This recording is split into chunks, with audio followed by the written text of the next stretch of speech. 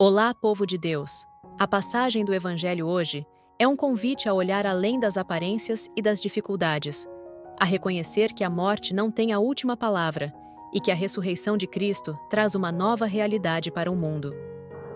Vamos ao Evangelho do dia. A vós, ó Deus, louvamos. A vós, Senhor, cantamos. Vos louva o exército dos vossos santos mártires. O Senhor esteja convosco. Ele está no meio de nós. Proclamação do Evangelho de Jesus Cristo, segundo João. Glória a vós, Senhor. No primeiro dia da semana, Maria Madalena saiu correndo e foi encontrar Simão Pedro e o outro discípulo, aquele que Jesus amava, e lhes disse: Tiraram o Senhor do túmulo, e não sabemos onde o colocaram. Saíram então Pedro e o outro discípulo e foram ao túmulo.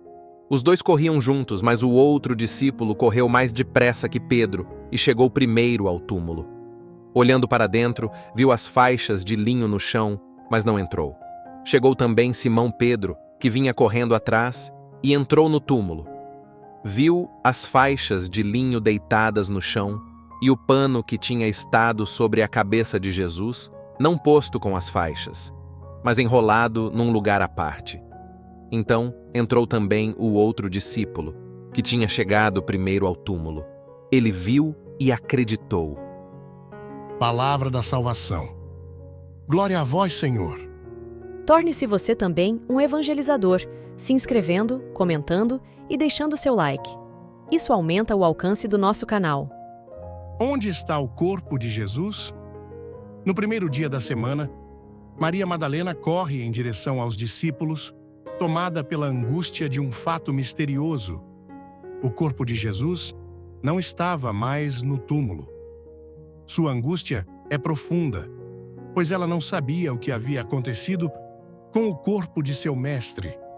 A preocupação de Maria Madalena não era apenas sobre a perda de um ente querido, mas sobre um mistério maior, algo que foge à explicação humana. Ela não apenas perdeu o corpo de Jesus, mas o próprio sentido de sua vida, que se conectava intimamente ao Salvador. Ao comunicar a Simão Pedro e ao discípulo amado, ela revela a urgência de sua busca por respostas, pois algo de inesperado havia ocorrido. Os dois discípulos, Pedro e o outro, imediatamente saem para verificar a situação.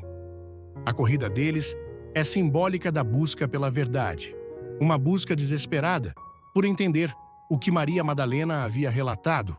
A correria, porém, mostra também uma diferença entre eles. O outro discípulo, aquele que Jesus amava, chega primeiro ao túmulo. Essa corrida, mais do que uma simples competição física, pode ser vista como uma metáfora para os diferentes tempos de fé e compreensão entre os discípulos. O discípulo amado, provavelmente mais atento e reflexivo, chega primeiro, mas hesita ao olhar para o interior do túmulo, indicando um certo temor ou reverência diante do mistério. Simão Pedro, que vem atrás, chega e entra diretamente no túmulo, revelando uma abordagem mais impulsiva e prática, como era característico de sua personalidade. Ao entrar, ele vê as faixas de linho e o pano que cobria a cabeça de Jesus. O fato de o pano estar enrolado à parte demonstra que a ressurreição de Jesus não foi um ato violento, mas algo ordenado, uma saída digna e deliberada de Jesus do seu sepulcro. Este detalhe pequeno, mas importante, chama a atenção para a ordem e a profundidade do milagre que estava acontecendo ali. Pedro, com sua impetuosidade, pode não compreender completamente, mas o cenário à sua frente oferece sinais que vão além de um simples roubo de corpo. Quando o outro discípulo entra e vê as mesmas faixas de linho e o pano, ele acredita. Este momento de crença, descrito com simplicidade, é o ponto culminante da passagem. O discípulo amado, que observa tudo com mais calma, compreende finalmente o significado profundo do que aconteceu. Jesus ressuscitou. A descrição de sua crença é direta e sem rodeios, mostrando que a fé, muitas vezes, surge de maneira súbita, quando os sinais se tornam claros e a mente se abre para o mistério.